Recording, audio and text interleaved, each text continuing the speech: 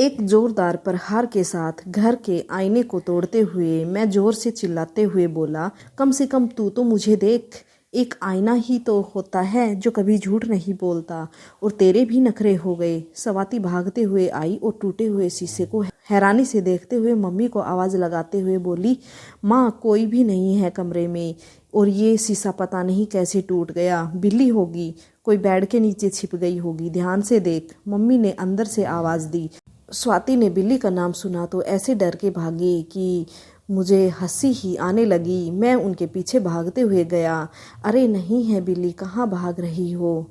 स्वाति भागते भागते रुक गई और अजीब सहूलियत के साथ पीछे मुड़कर देखा, जैसे सब कुछ सुन लिया होगा। मैं खुश हो गया, मुझे लगा कोई तो है, मुझे सुन पा रहा है। स्वाति, मैं हूँ तुम्हारा कुन्नू। हाँ स्वाति, मैं तुम्हारा कुन्नू, कहते हुए मैं स्वाति की तरफ गया। स्वाति मेरे लिए नहीं रुकी, दरवाजे पर उसकी चुनरी फंस गई थी। वो अब वापस दरवाजे के पास आने के आलस करते हुए कुंडे में फंसे दुपट्टे को दूर से ही झटका देकर निकालने की कोशिश करने लगी। मैं दरवाजे के पास जाकर धीरे से उस दुपट्टे को दरवाजे से निकाला और धीरे धीरे उसके पास ले जाने लगा, लेकिन उसने मेरे पास पहुंचने का इंतजार किए बिना ही किचन की तरफ दौड़ लगा दी।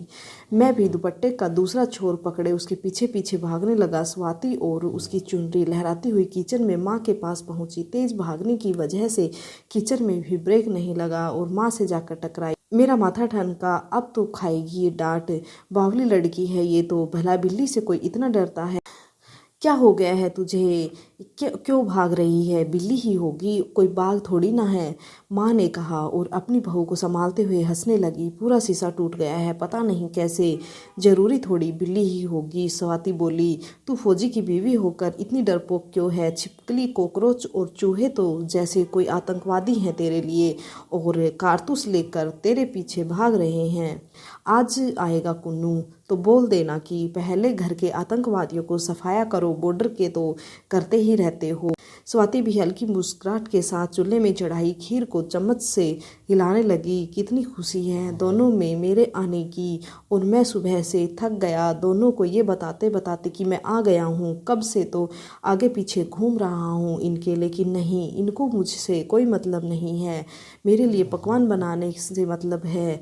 तू इसको मत हिला, जा जाकर फ़ोन कर कुन्नू को। कल रात को हुई थी बात तो बोल रहा था सुबह 8 बजे तक आ जाऊंगा, नाश्ता तैयार रखना। 8:45 हैं, माँ ने कहा। सोया होगा, गाड़ी में जाम लगा होगा, जानबूझकर थोड़ी इग्नोर करेगा।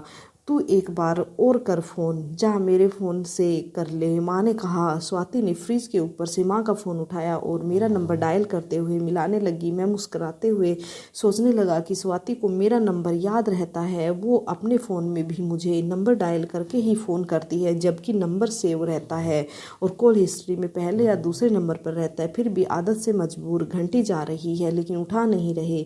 घंटी की आवाज़ सुनकर मैंने जेब को टटोला तो मेरे जेब में फ़ोन नहीं था। संदेश आते हैं वाले गाने की सीटी मुझे इतनी पसंद थी कि मैंने रिंगटोन पर वही लगाया है। शायद मेरी फौजी होने का कारण था और उस गाने से मुझे बहुत लगाव था। फोन की रिंगटोन की आवाज़ गूंज रही थी एक सुनसान जंगल में, और उसके थोड़ी ही दूर एक गाड़ी का एक दरवाजा अध जला हुआ था और कांच के काले टुकड़े थे, और पास में ही एक गाड़ी के पहिए में अब तक आग लग रही थी। रिंगटोन की आवाज़ कानों में गूंज रही थी क्योंकि मैं अभी फ़ोन के पास जा पहुंचा था। मोबाइल के पास जलती हुई गाड़ी और झाड़ियों में फंसी कुछ लाशों को देखकर मैं हैरान था। मोबाइल को पास पाकर देखा तो मेरी माँ का फ़ोन आ रहा था और मैं जानता था कि मेरी पत्नी स्वाति कर रही है। उन्हीं लाशों में खुद को देखकर मैं जोर से चिल्लाया, नहीं मेरी नहीं। बोलने की आवाज़ पूरे इलाके में गूंजी थी, वो भी सिर्फ मेरे लिए। मैं चारों तरफ गर्दन घुमाते हुए धीरे से खुद की लाश के पास गया और उसे उठाने लगा, उसके सीने को मलने लगा ताकि सांस वापस आ सके, लेकिन ये असंभव कार्य था। मैं हिम्मत हार चुका था। एक तरफ स्वाति और माँ दोनों को मेरा इंतजार था और दूसरी तरफ मेरी गाड़ी का ब्लास्ट हो चुका था। मेरी तो नहीं लेकिन सरकारी गाड़ी थी। जिसमें मैं और मेरे 5-6 और साथी थे। शायद गाड़ी सड़क से नीचे गिर गई थी। मैं रात को उस वक्त को याद करने लगा जब हम एक साथ पास लगे कैंप से अपनी छुट्टी अप्रूव करवा के लौट रहे थे। सारे भाई लोग भी उतने ही खुश थे जितने हम 7 लोग जिन्हें छुट्टी मिली थी। कुन्नू यार, हमारा मन नहीं लगेगा तेरे बिना। रात को कंबल कुटाई किसकी करेंगे? रोहित ने शरारत अंदाज में कहा। रोहित मेरा सबसे बेस्ट फ्रेंड था और परेशान भी सबसे ज़्यादा मुझे करता था। जब वह मुझे परेशान करता था तब मुझे ऐसा लगता था जैसे वो दोस्त के नाम पर बस मजाक उड़ाता है मेरा।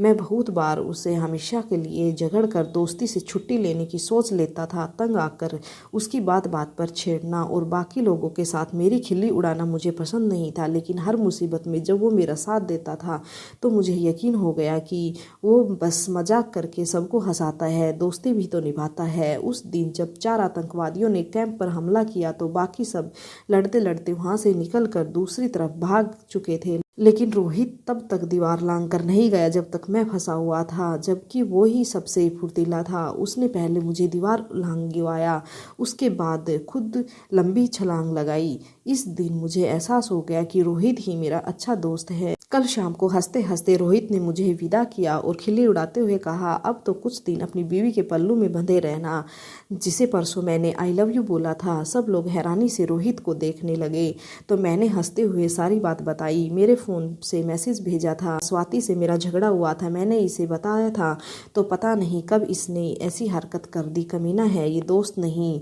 सब लोग हंसने लगे। हम गाड़ी से थोड़ी दूर ही गए थे कि रोहित का सैड इमोजी के साथ मैसेज आ गया, आई मिस यू यार।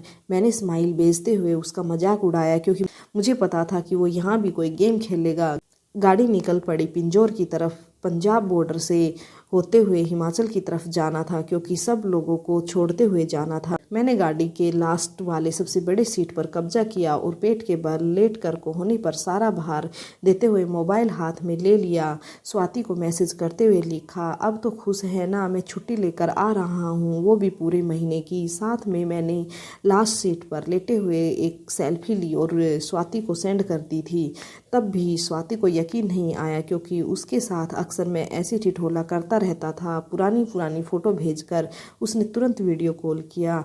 तब मेरे पास हेडफोन नहीं था तो मैंने फ़ोन काट दिया। पहले बैग में हेडफोन निकाला और उसके बाद दोबारा कॉल लगाने लगा तो स्वाति का मैसेज आ गया, मुझे पता है आप आ रहे हो, वीडियो कॉल कर रही थी लेकिन अब माँ के साथ मार्केट जा रही हूँ, शाम को कर लूँगी, टाइम लगेगा तो। नहीं भी किया तो कोई बात नहीं, कल आप आ ही जाओगे। स्वाति का मैसेज देखने के बाद मैंने कॉल बैक नहीं किया, माँ को कॉल कर लिया, हेलो माँ प्रणाम, बैठ गया तू गाड़ी में, थोड़ा ध्यान से आना। ठीक है माँ। लेकिन आपको कैसे पता? मैं कुछ कहता कि माँ दोबारा बोलने लगी, मुझे बहुत दिनों से ऐसा लग रहा था कि तेरे से मुलाकात होने वाली है। जब बहू ने खुश होकर बताया कि कुन्नू आ रहा है तो मैं समझ गई कि मेरा उस दिन का सपना पूरा होगा। 2-4 दिन पहले ही सपने में तू आया था घर। सपने तो मुझे भी आते हैं मम्मी, लेकिन बहुत अजीब अजीब ऐसे सपने कि मैं किसी को क्या बताऊं। कैसे अजीब तरह की शुरू होती है और अजीब तरह से ख़त्म होते हैं। मैंने कहा, तू तो बचपन से अजीब सपने देखता है, तेरे सपनों पर तो पूरी किताब लिखी जा सकती है। अभी वो सब छोड़, तू ये बता कि नाश्ता क्या करेगा कल सुबह? माँ ने कहा, ऐसे मत पूछो, आप जो पकाते हो वो स्पेशल होता है, कुछ भी पका लेना, मैं 8 बजे तक पहुंच जाऊंगा। मैंने कहा, माँ ने मार्केट जाना था तो जल्दी फ़ोन काट दिया। रास्ते में नेटवर्क प्रॉब्लम आती है, नेट भी नहीं चल रहा था। मैंने मोबाइल में गाने चलाकर सोने बेहतर समझा। मेरी एक और ख़ास बात थी जिसके कारण मेरा मजाक भी बनता था दोस्तों में। वो ख़ास बात थी कि मुझे जहाँ आंखें बंद करके 5 मिनट रह लिया वहीं नींद आ जाती थी। कभी कुर्सी पे, कभी पत्थर पे, कभी कैंप के अंदर बिछी चटाई पर सो जाता था। इतनी प्यारी नींद थी कि इंतज़ार करते आंखें मूंदने लगी। गाना सुनते सुनते ही मुझे गाड़ी में नींद आ गई। उस नींद के बाद का मुझे कुछ याद नहीं। मैं घर चला गया तो मुझे कोई देख नहीं पा रहा। मैंने घर का शीशा तक इसलिए तोड़ दिया क्योंकि उसमें मेरी परछाई भी नहीं दिख रही थी। स्वाति ने भी नहीं देखा, ना ही माँ ने। जब स्वाति ने माँ के फ़ोन पर फ़ोन किया तो मैंने पाया कि मैं तो किसी जंगल में बेसुध पड़ा हूँ। फ़ोन पर फ़ोन आ रहे थे और मैं अपने चारों तरफ जल रही गाड़ी के पुर्जों को, साथियों के लाश को देख रहा था। एक अजीब सा डर मेरे मन में था क्योंकि मुझे अभी अभी पता लगा कि वो शीशे में मेरा नहीं दिखने की वजह क्या थी। स्वाति ने क्यों मुझे नहीं देखा, क्यों माँ ने मुझे महसूस नहीं किया। मुझे सब मालूम हो चुका था। इस सब का कारण था कि मैं मर चुका था, लेकिन मेरी आत्मा को सिर्फ घर जाने की बेचैनी थी, इसलिए वो शरीर छोड़कर घर चली गई। अब मैं घुटने के बल अपने गिरे हुए मोबाइल की तरफ गया। झाड़ियाँ इतनी थी कि कोई ठीक से तन कर चल भी नहीं सकता था। जैसे ही मैं मोबाइल को पकड़ने लगा तो मोबाइल के पास किसी का पैर नजर आया। मैंने पैर को देखते हुए ऊपर की तरफ गर्दन उठाई तो एक लड़खड़ाता हुआ फौजी को अपने सामने पाया, जिसने वो मोबाइल उठाया और आने वाली कॉल को डिस्कनेक्ट करके एक हेल्पलाइन नंबर डायल कर लिया। हेलो, अमृतसर टू हिमाचल जाने वाली गाड़ी पलट गई है। वो गाड़ी के सारे जवान मौत के घाट उतर गए हैं। मैं ही बचा हूँ, क्योंकि जब गाड़ी पर आतंकवादियों का हमला हुआ था तब मैं गाड़ी में नहीं था। गाड़ी एक इलेक्ट्रिक कारतूस से हमला करके उसका बैलेंस बिगाड़ दिया गया और पलटते हुए गाड़ी पर गोलियां चलाई गई। मैं बहुत मुश्किल से सभी फौजी भाइयों की लाश तक पहुंचा हूं। ओके, हम करते हैं कुछ, कहते हुए कॉल डिस्कनेक्ट हो गया। अरे ये तो राघव है, मैंने खुद को कहा और झाड़ी को हटाते हुए राघव के पास गया। राघव से मैं कुछ कहता कि एक बार फिर से स्वाति का कॉल आया। राघव ने नाम पढ़ा और कहा, क्या कहूँ मैं स्वाति भाभी को, कैसे उठाऊँ फ़ोन? अरे उठा लेना प्लीज़, उठा ले और बोल दे कि कुन्नू आ रहा है, उसे बोल देना। मैंने कहा ही था कि राघव भी बोल पड़ा, मुझ में इतनी हिम्मत नहीं है, लेकिन कुन्नू जाएगा, कुन्नू घर तो जाएगा, वो भी पूरे शान से। तिरंगा उसका कफन होगा, तिरंगे में लिपट कर कुन्नू घर पहुंचेगा। उसे पहले पहुंच चुकी होगी उसकी कहानी। जिस तरह उसने इन 8 सालों में आतंकवादियों का जीना हराम किया था, घुसपैठियों को उनके कैंप में घुसकर मारने का खिताब भी तो कुन्नू को हासिल है। यही नहीं, कुन्नू ने अकेले 8 आतंकवादियों को लड़कर सुपर हीरो की उपलब्धि जो हासिल हुई है, उस दिन को कैसे भूल जाएगा जब 4 जवानों को शहीद करने वाले आतंकवादियों ने कुन्नू को किडनैप करके पूरे देश को चुनौती दे दी थी और अपनी शर्त मंजूर करने के लिए धमकियां दी थी। कुन्नू ने ही उस शर्त को ना मानने को कहा था, लेकिन सरकार ने अपने जवान के लिए शर्त मंजूर कर ली थी, तो कुन्नू ने उन सभी आतंकवादियों के साथ उनकी शर्तों को भी नामो निशान मिटा दिया था। राघव अकेले अकेले आंखों में पानी लिए मेरी तारीफ किया जा रहा था। अरे बस कर मेरे भाई, रो मत, तुम मेरे लिए रोते हो और मुझे फिक्र है उस माँ की जिसने कल शाम को भी ठीक से खाना नहीं खाया होगा, ये सोचकर कि कल सुबह अपने बेटे के साथ खाऊंगी। और मेरी बीवी स्वाति कितनी बदनसीब है, वो उसे तो प्यार से गले भी साल में एक बार लगाता हूँ, वो भी इंतज़ार कर रही होगी कि मैं आऊँगा तो पहले ढेर सारी शिकायत करेगी और उसके बाद अपने दिल की बात बताएगी। मैं फिर से उसका हाथ पकड़कर उंगली से उसे घुमाते हुए किसी हिंदी पुराने गाने की तरह झूमूंगा, जैसे हर बार झूमते थे। आखिर उसे भी तो गर्व होगा कि उसका फौजी पति छुट्टी लेकर आया है, जिसे वो सुबह शाम याद करती है। बहुत सारे अरमान पर पानी फिर चुका था। मैं भी ठहर गया और राघव भी अभी वहीं रुका था। उसने फ़ोन तो नहीं उठाया, लेकिन अब वह अपने ही मोबाइल पर फ़ोन करने लगा, क्योंकि उसका मोबाइल खो चुका था।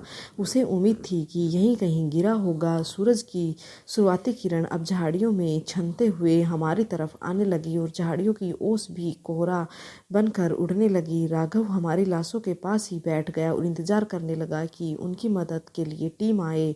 मैं अब जान चुका था कि मैं मर गया, इसलिए अभी इन झाड़ियों से ज़्यादा ज़रूरी था घर जाकर ये देखना कि कहीं उन तक खबर तो नहीं पहुंच गई। घर गया तो अभी भी वहाँ कुछ नहीं पता था। वो लोग टेंशन में ज़रूर थे कि 9:15 बज गए, लेकिन मैं घर नहीं आया, ना ही फ़ोन उठा रहा था। तेरे पास उसके दोस्त का नंबर होगा, किसी को फ़ोन करके पूछ, माँ ने स्वाति से कहा। एक ही नंबर है रोहित का, लेकिन वो साथ नहीं आया। मैंने किया था उसके फ़ोन पर। स्वाति ने कहा, एक बार और करके पूछ ले, वो कुन्नू के अलावा किसी और को फ़ोन करके पूछ लेगा, माँ बोली। माँ की जिद को देखते हुए स्वाति ने फिर से रोहित को फ़ोन किया। इस बीच रोहित की राघव से बात हो चुकी थी मेरे फ़ोन से, इसलिए रोहित सब जानता था। एक झिझक के साथ रोहित ने फ़ोन उठाया। हेलो भैया, आपकी बात हुई उनसे? स्वाति ने कहा। रोहित के पास कहने को कोई शब्द नहीं थे। उसने कांपते रोती सी आवाज़ में कहा, भाभी आप टीवी खोल लो। कहते ही रोहित ने फ़ोन काट दिया। टीवी खोल लो सुनते ही स्वाति सुन पड़ गई। एक तरफ रोहित की दर्द भरी आवाज़ और ऊपर से उसने कुछ बताया भी नहीं। स्वाति की हिम्मत ही नहीं हुई टीवी खोलने की। फिर भी वो आगे गई और टीवी खोलते हुए सोफे में बैठ गई।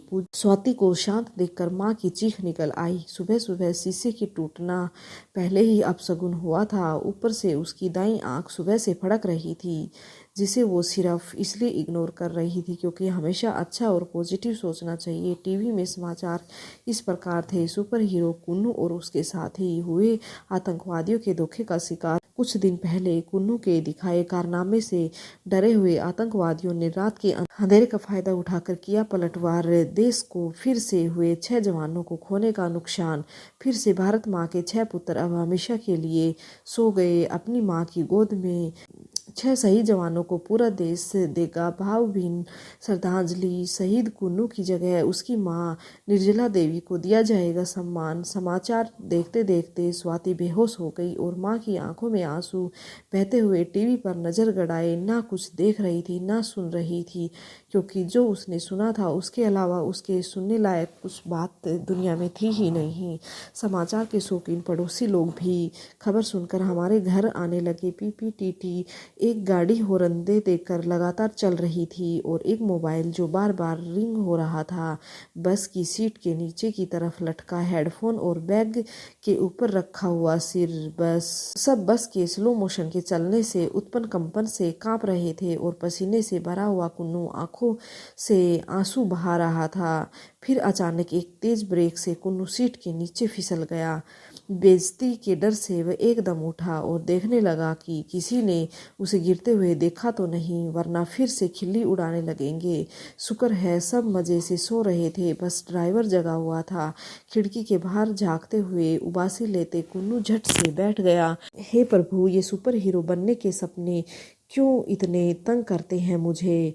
अपने फौजी साथी तो मुझे पेल कर रखते हैं, फिर इतने सारे आतंकवादियों को उनके कैंप में जाकर कैसे मारा मैंने, और मैं खुद भी तो मरा। बेकार, आज वाला सपना तो बिल्कुल ही बेकार था। कहते हुए कुन्नू ने हेडफोन कान में डालते हुए स्वाति को फोन किया। हेलो, उठ गई या सो ही रही हो अभी तक? नींद ही किसे आई पता नहीं, जब आपको आना होता है तो नींद कहाँ गायब हो जाती है, स्वाति ने कहा। अरे लेकिन अभी तो सुबह के 5 बज रहे हैं, पूरे 3 घंटे हैं मेरे आने में, और बस की रफ्तार जैसे है उस हिसाब से तो 4 भी लग जाएंगे, कुन्नू ने कहा। आपके लिए नाश्ता भी तो पकाना है, मम्मी तो सुबह से ही किचन में खटपट करने लगी है, शायद कुछ स्पेशल बनाएगी आज, स्वाति ने कहा।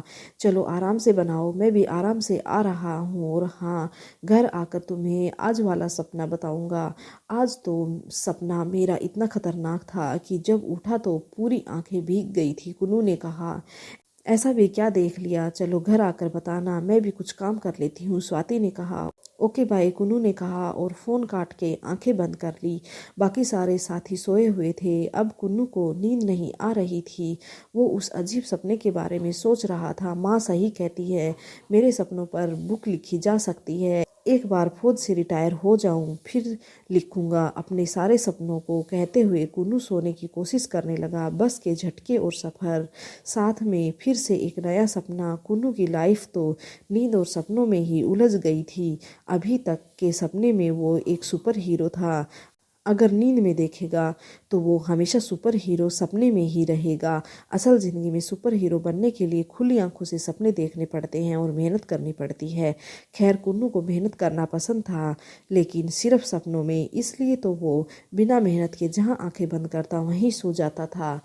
तो आपको ये सस्पेंस भरी कहानी कैसी लगी? अगर पसंद आई तो लाइक ज़रूर कीजिएगा। इसी तरह की वीडियो के लिए प्लीज़ चैनल को सब्सक्राइब कर लीजिएगा, और इसी तरह की कहानियों के लिए कमेंट बॉक्स में कमेंट जरूर करिएगा अगर आपको इसी तरह की वीडियो चाहिए तो। Okay, thank you friends.